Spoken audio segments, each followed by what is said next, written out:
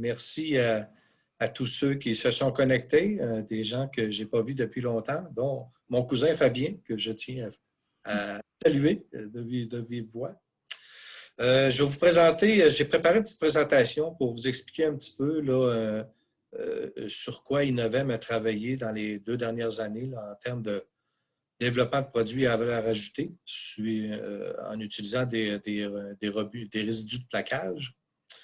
Je me suis inspiré un petit peu d'une présentation là, que David Verville, qui s'y joint à nous ici, a fait il y a quelques années. Alors, je n'étais pas présent à l'époque où David a fait la présentation, ça fait que ça se peut que chronologiquement, les éléments que je vais présenter ne soient pas tout à fait dans l'ordre, mais il reste que ce sont derrière les actions de David là, que les choses se sont initiées. Alors, sur ce, je vais partager mon écran et je commence.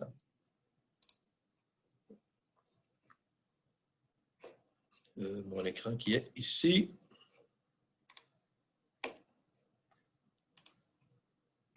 Est-ce que tout le monde voit bien?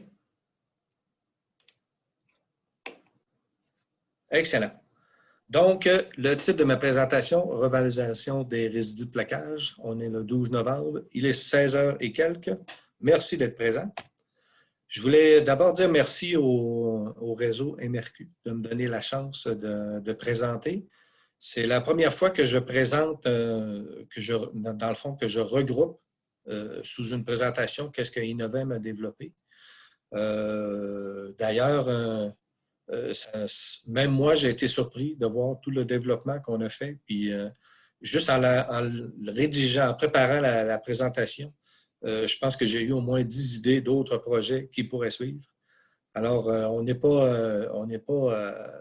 très loin d'avoir complété nos travaux là-dessus. Donc, si on remonte un petit peu à l'origine du projet, c'est que à Victoriaville et les environs, il y a 5 entreprises qui sont spécialisées en jointage de plaquage. Et ces derniers ont des difficultés à se départir des résidus de leurs opérations. Puis, parce que ce n'est pas un résidu qui est usuel comme on est habitué de voir dans les autres entreprises, ce qui fait que ça le rend plus difficile à écouler dans les solutions courantes.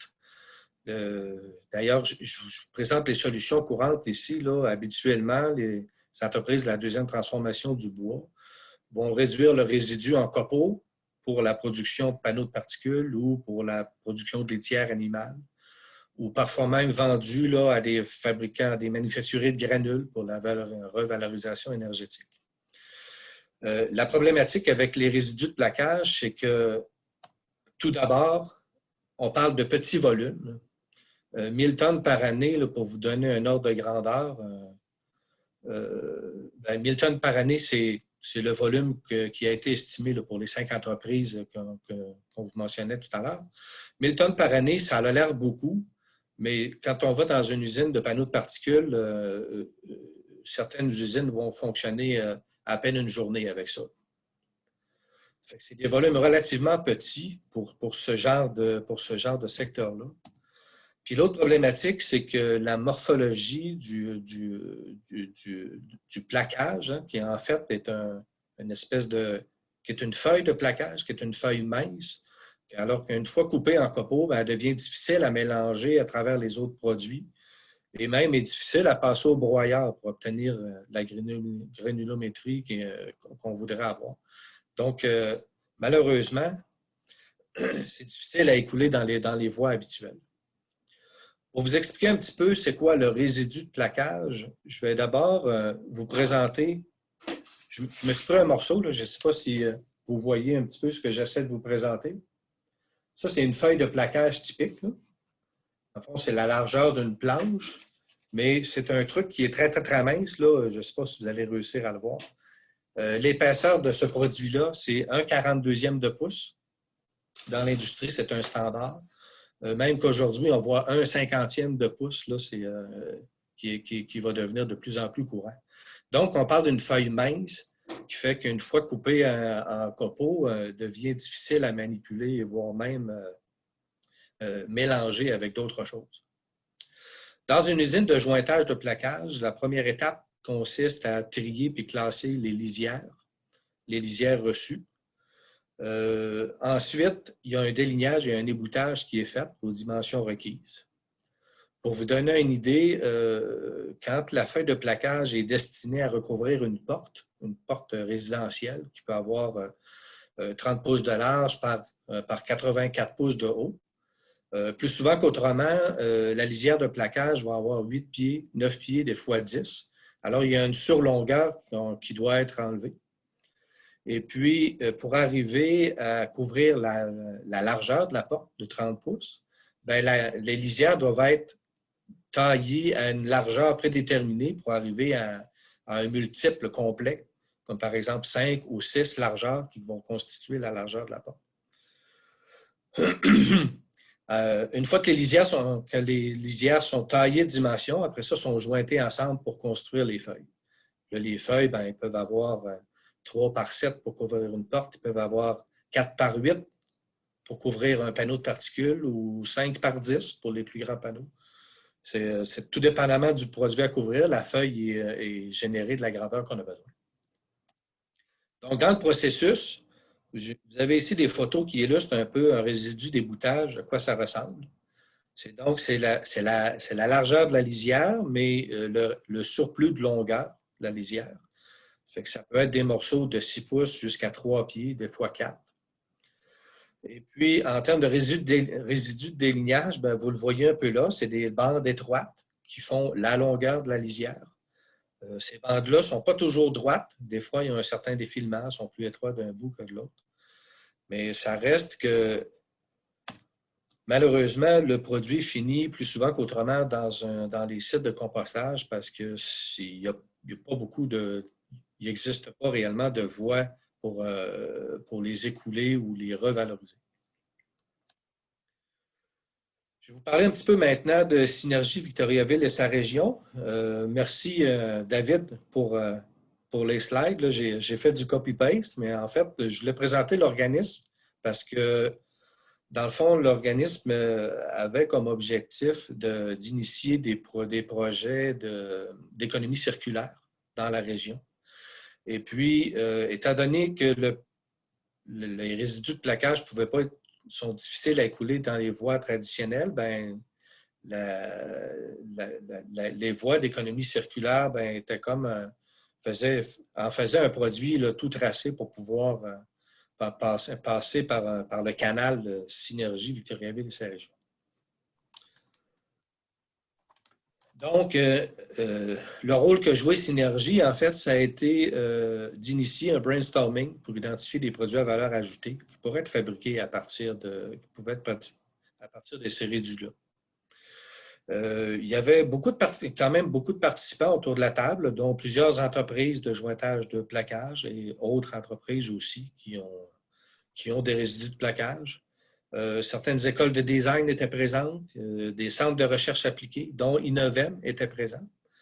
À l'époque, ce n'est pas moi qui ai fait partie du brainstorming. Je n'étais pas encore chez Innovem à cette époque-là. C'est mon directeur qui a fait partie du brainstorming, mais Innovem faisait partie de l'activité de créativité.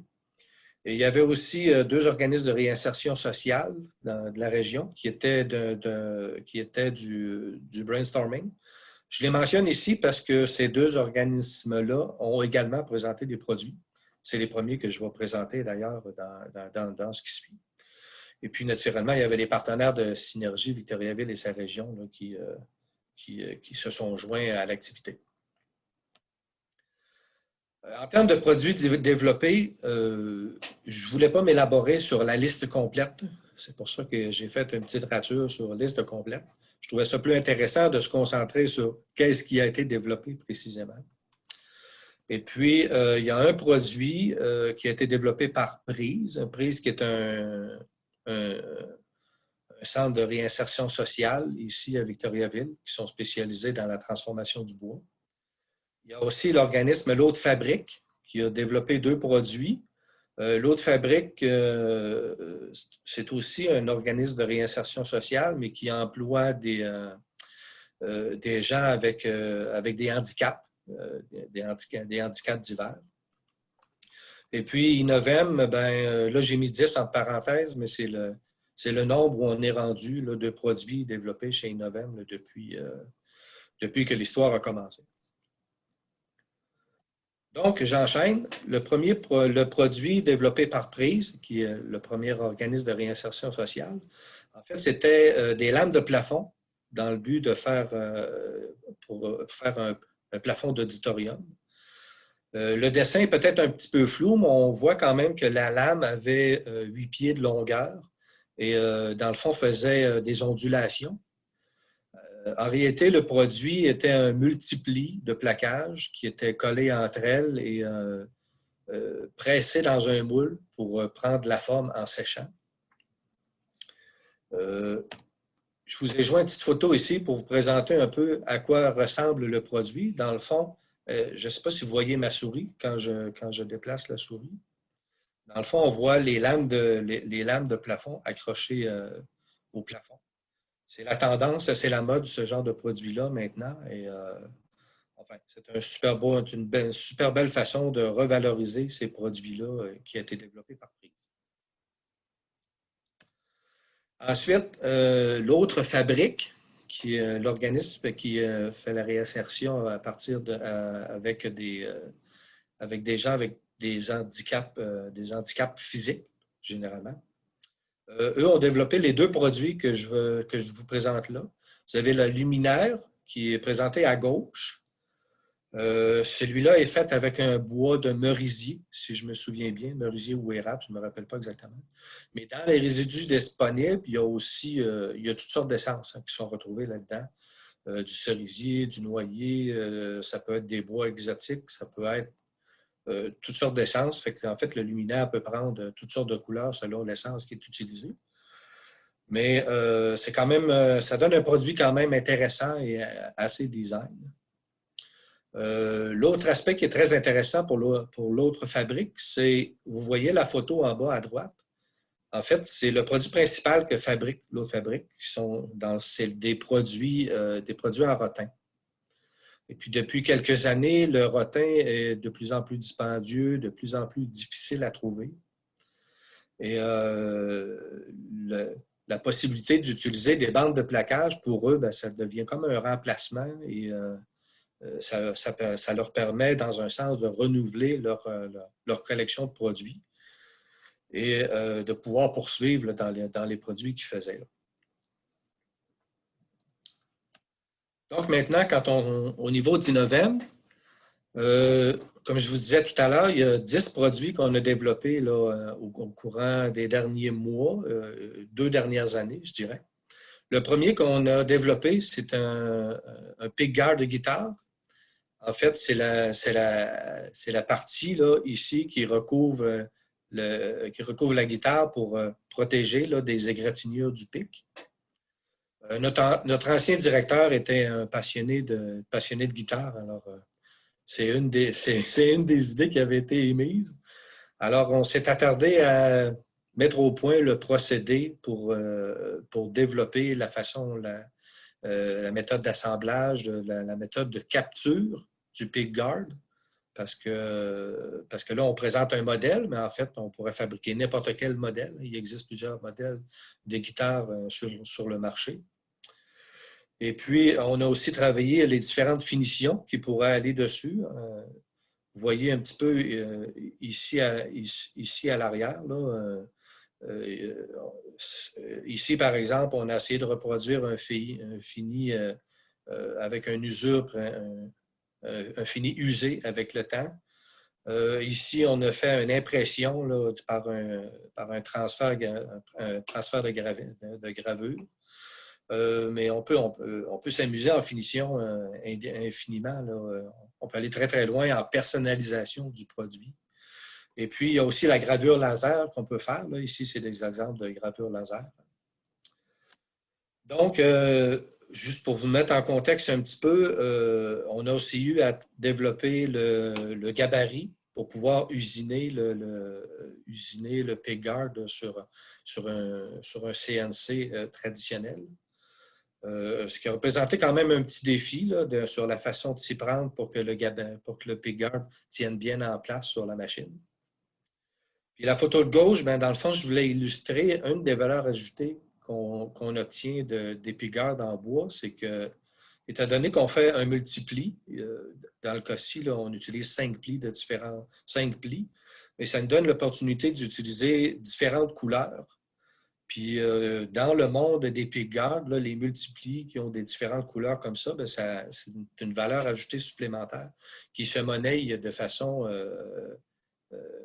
assez drastique, assez majeure. Bon, je tiens à remercier David Verville et son organisme pour nous avoir soutenu là, Innovem dans le développement de ce produit. On est très fiers de ce développement-là et c'est vraiment un super beau produit. Par la suite, avec les bandes étroites et longues, on a pensé à faire des rouleaux, un peu comme les rouleaux de carton là, qu'on utilise pour les papiers de toilette ou les rouleaux de Scott Towel, ce genre de trucs-là. Dans le fond, c'est exactement le même principe, sauf qu'on utilise une bande de bois. Et puis, ça nous a donné, vous voyez à l'écran quelques exemples de produits qu'on a fabriqués à nos débuts. Ça donne un produit qui peut être très esthétique quand même. Ça donne aussi des produits qui peuvent être très solides, comme vous voyez sur la photo droite, là, quand on colle plusieurs plis un par-dessus l'autre, surtout quand on croise les plis là, d'une gauche et droite, un par-dessus l'autre, on finit par obtenir des produits qui sont qui sont très, très solides, très, très, très rigides, très performants mécaniquement. Puis, on arrive aussi à fabriquer quand même beaucoup de grosseurs variées. Là. Vous voyez, il y a une espèce de petite flûte au centre qui a environ un demi-pouce de diamètre versus le tube à côté qui est coloré, qui lui a 4 pouces de diamètre. Puis, en fait, on aurait pu faire n'importe quelle grosseur. C'est juste le gabarit de montage qui nous limite, là, dans le fond, dans la grosseur qu'on peut fabriquer. À titre d'exemple, là, quand on a commencé à développer la technique d'enroulage, on travaillait sur un tour habituel, là, la photo que vous voyez à gauche. C'était assez rudimentaire notre façon de faire au départ. Là. Vraiment, on utilisait du tape et des pinces, puis on enroulait manuellement. Et au courant des 2 dernières années, on a un petit peu automatisé notre façon de fabriquer. Là, maintenant, on a le montage que vous voyez dans la photo de droite, où ce que la rotation, l'entraînement d'enroulement est mécanisé avec une pédale au pied, ce qui permet à une seule personne de pouvoir enrouler, alors que manuellement, il fallait pratiquement être 2. Il y a aussi un pied presseur qui a été ajouté pour uniformiser l'enroulement et assurer un meilleur joint de collage. Enfin, c'est là qu'on est rendu pour le moment, mais ça nous permet d'être beaucoup plus productifs dans la fabrication de tubes avec cet équipement. Ceci dit, à partir du moment qu'on a un tube, ça ouvre la voie à, je vais dire 1 million, là, mais il y a beaucoup, beaucoup de produits qui sont fabriqués à base de tubes. Ces produits-là nous entourent dans notre quotidien de tous les jours et on ne le réalise plus à force qu'on est habitué de les voir. Je vous présente ici un support à manteau qu'on a fabriqué l'an passé, qui est il nous en manquait un chez Innovem, alors on a décidé de s'en fabriquer un. Bon, c'est pour vous donner un exemple de premier produit à valeur ajoutée qu'on a fabriqué avec ça. On a un de nos collègues ici qui aime beaucoup les instruments de musique, qui a même fabriqué une flûte. Ça fait juste quelques jours que je l'ai, là. Il me l'a apporté parce que je lui ai demandé, mais elle n'est pas terminée. Comme vous pouvez voir, les trous ne sont pas faits dessus. Mais c'est un vrai produit. Actuellement, elle est calibrée pour faire un Do. Alors, voyons, je ne sais pas si vous avez entendu le Do. Bientôt, il va y avoir des trous dessus pour pouvoir faire des vraies pièces. Mais à toute fin pratique, si ça fonctionne pour une flûte, ça pourrait aussi fonctionner pour un orgue à tuyau et autres produits du genre. Alors, pourquoi pas? rien ne nous empêche de rêver. Un autre projet qu'on a réalisé cet été, vous le voyez maintenant à l'écran, qui est un cadre de vélo. On le sait, hein, les cadres de vélo sont fabriqués à partir de tubes. Ça fait déjà plusieurs dizaines d'années que c'est fabriqué comme ça. Bon, c'est sûr, maintenant, il y a des cadres de carbone, mais en collaboration avec un client avec qui je travaille beaucoup, qui est Piccolo Vélo, qui ont voulu embarquer comme partenaire dans ce projet-là. Un des étudiants de l'école d'ébénisterie a opté pour faire son projet de fin d'études sur la fabrication d'un cadre de vélo. Donc, on a maillé l'étudiant avec Piccolo Vélo et puis ensemble, on a travaillé à développer le cadre que vous voyez là. En fait, le défi du cadre, ce n'est pas tant la fabrication des tubes que l'assemblage des tubes entre eux. C'est plus là qu'était le défi pour obtenir quelque chose de solide. Un cadre de vélo, quand une personne embarque dessus et se met à pédaler, il y a beaucoup d'efforts qui sont appliqués. Alors, il ne faut pas que ça décolle, il faut que ça tienne ensemble. Mais quand même, ça vous donne une idée du premier prototype qu'on a obtenu. Dans la photo de droite, je vais vous présenter une particularité qu'on peut faire avec les tubes, c'est que tout de suite après l'enroulement, avant que la colle soit figée, on a l'option de mouler le tube pour y donner différentes formes. Dans ce cas-ci, le tube a été aplati et inséré dans un moule. Et puis, en séchant, vous voyez ici là, les deux bases. Dans le fond, c'est deux tubes qui ont été collés un par-dessus l'autre. Chacun des tubes a été moulé, écrasé, en fait, dans un moule, puis ils ont été collés ensemble par la suite. Mais les haubans, qui est la pièce transversale ici, est fabriquée aussi de la même façon. Donc, c'est vraiment une possibilité que nous offrent les tubes de pouvoir faire ça.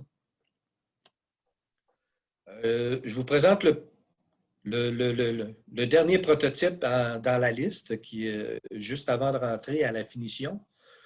Piccolo avait fourni certaines pièces, là, dont le volant, la clé ici, dont le guidon. La pièce ici là, pour attacher, pour fixer la selle. Et puis, ils ont aussi fourni des tubes d'aluminium pour la douille de direction et pour le boîtier de pédalier. Donc, le cadre tel qu'il est là est prêt à être monté là, avec les pièces Shimano là, conventionnelles qu'on trouve en magasin.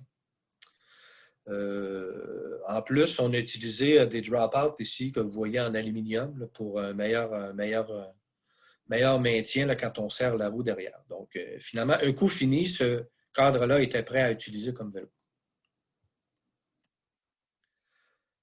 Par la suite, on a été un petit peu imaginatif. Avec les bandes étroites, on s'est dit pourquoi pas fabriquer des alvéoles comme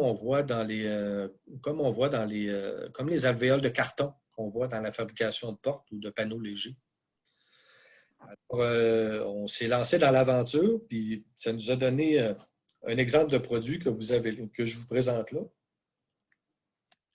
Donc, en gros, il s'agit simplement de prendre des bandes étroites, les couper de longueur, décoller ensemble. Naturellement, là, vous voyez un petit peu la ligne de colle, comment elle est appliquée sur la photo de gauche. À chaque fois qu'une nouvelle bande est ajoutée, la ligne de colle suivante est décalée, moitié-moitié, avec la ligne d'avant.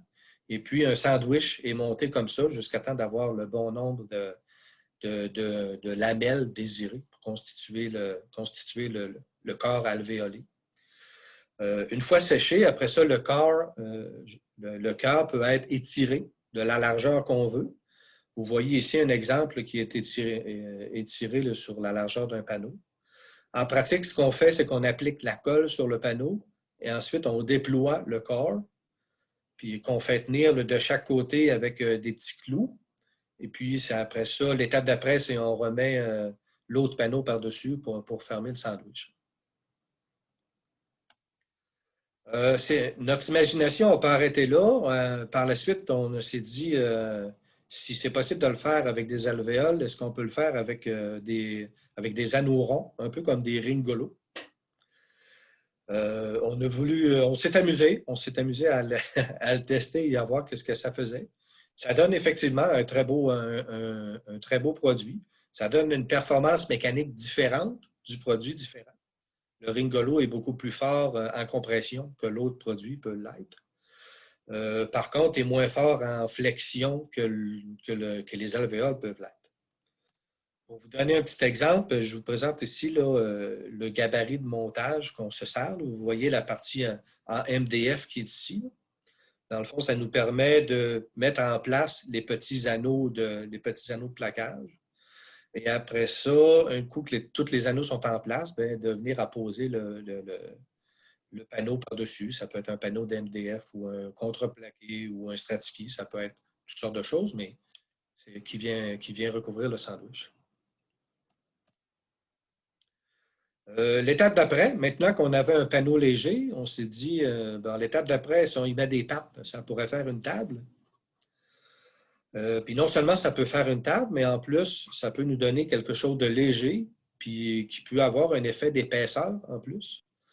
Ce qui est un des problèmes souvent dans la fabrication de tables. Quand on va avoir une apparence d'épaisseur, ça devient très lourd hein, quand il faut faire ça en panneau de particules plein. Alors, le panneau léger permet de faire ça assez facilement.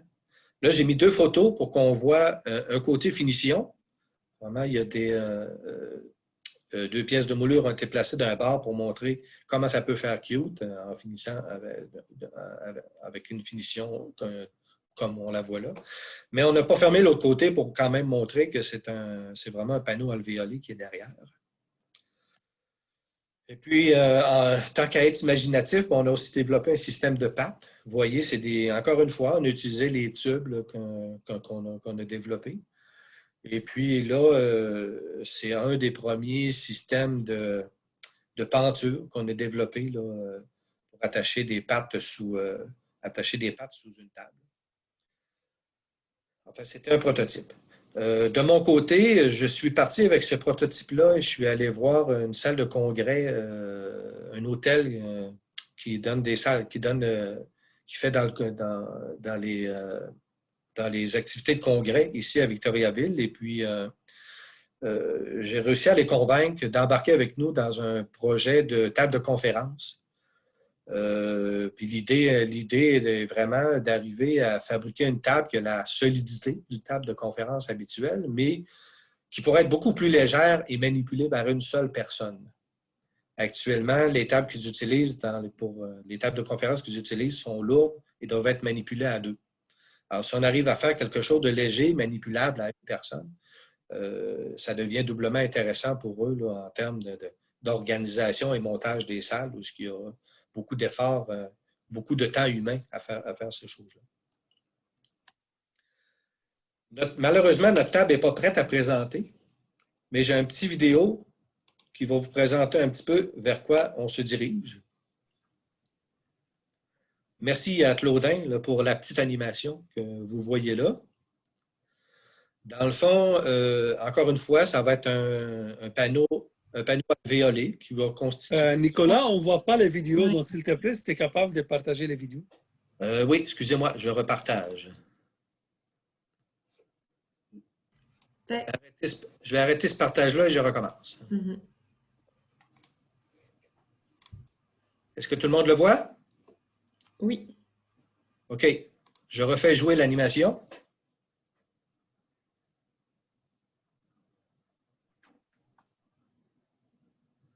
Donc, l'idée derrière cette table-là, c'est qu'encore une fois, on utilise notre panneau alvéolé pour faire le dessus. Et pour ajouter en force structurelle, on met une ceinture de bois massif autour. On n'a pas encore fixé quelle largeur elle va avoir, là, mais on parle de 2 pouces, 2 pouces et demi peut-être. Puis cette épaisseur, puis cette ceinture-là va permettre en même temps à ce que les pattes puissent se rétracter à l'intérieur de la table et pas dépasser là, pour simplifier l'empilage des tables une par-dessus l'autre. Comme vous pouvez l'imaginer, encore une fois, c'est nos tubes qui vont être utilisés pour fabriquer les pattes. Donc, notre prochain défi est vraiment au niveau de l'articulation qui va permettre aux pattes d'ouvrir et de fermer. C'est là qu'on est rendu dans notre développement. J'aurais aimé vous en présenter plus un peu, mais avec la COVID qui nous a rentré dedans au mois de mars, on a pris un peu de retard sur le projet parce que nos laboratoires ont été fermés un certain temps. Mais j'espère bien d'ici les prochaines semaines, ce qu'on ait quelque chose de complété. Donc, je vais réarrêter le partage encore une fois pour retourner à ma présentation. C'est bon? Tout le monde voit ma présentation? On continue.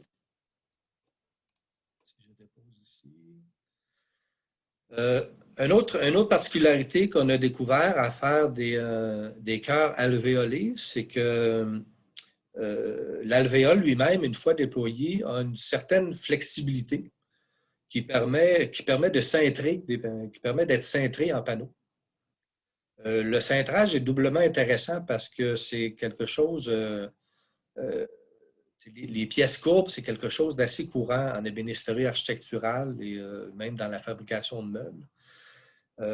Donc, un panneau léger qui peut avoir cette capacité d'être cintré, c'est doublement intéressant là, pour l'industrie. Là, c'est un premier prototype que je vous présente, mais la prochaine slide vous présente en fait un lutrin que l'École du meuble, l'École nationale du meuble et d'ébénisterie nous avait demandé de leur fabriquer. Bon, l'école avait un vieux lutrin là, qui datait des années tranquilles et qui était vraiment magané. Ils nous ont demandé de leur développer un nouveau produit et puis on a eu l'idée d'utiliser nos panneaux cintrés, justement, pour fabriquer leur lutrin. Vous avez une photo ici, là, dans le fond, c'est un dessin SolidWorks sur lequel on a mis une texture pour montrer un petit peu de quoi va avoir l'air le produit. Mais vraiment, on a un panneau cintré à l'avant. C'est un panneau cintré ici derrière là, qui vient jouer le rôle d'équerre pour aider à tenir le poteau, pour aider à tenir le panneau. Bon, encore une fois, on place un des tubes qu'on fabrique et un autre panneau léger en guise de tablette ici. Le lutrin est en cours de fabrication. Pour vous montrer un petit peu là, de quelle façon on s'y prend, dans le fond, on utilise une presse à membrane pour venir presser le tout ensemble pour le collage. La photo de gauche que vous voyez. Mais sur la photo de droite, on voit là, la souplesse que peut avoir le corps une fois étendu à l'intérieur du panneau. C'est vraiment c'est un des gros avantages du corps de bois, justement, de pouvoir suivre cette forme, suivre cette courbe-là. J'aurais aimé vous présenter le produit fini, mais malheureusement, il est en cours de fabrication. J'ai pris une photo au début de la semaine du produit, où ce qu'il est rendu actuellement. Le look a l'air un petit peu étrange, c'est qu'en fait, on a fait une marqueterie par-dessus. C'est plusieurs petits coupons de plaquage qui ont été collés dessus pour donner un look, une esthétique. Puis c'est tout récemment là, que les rubans adhésifs ont été enlevés, puis le produit n'a pas encore été sablé. Alors, c'est pour ça qu'il y a un look un petit peu étrange, mais c'est là qu'on est rendu dans la fabrication. Enfin, ceci fait le tour des produits qui ont été développés là, depuis le début du processus. Si vous avez des questions, ça va être le temps de les poser. Je mets une petite parenthèse ici. Si vous avez des idées de produits à développer ou si vous connaissez des entreprises qui seraient prêtes à se lancer dans la fabrication d'un de ces produits, ça fait partie de la mission d'Innovem de faire du transfert technologique et de faire en sorte que ces produits-là se retrouvent sur le marché et que les choses avancent. Alors, si des fois vous avez des idées ou connaissez des entreprises qui pourraient être intéressées, n'hésitez pas à me contacter. Alors, ça fait le tour de ma présentation.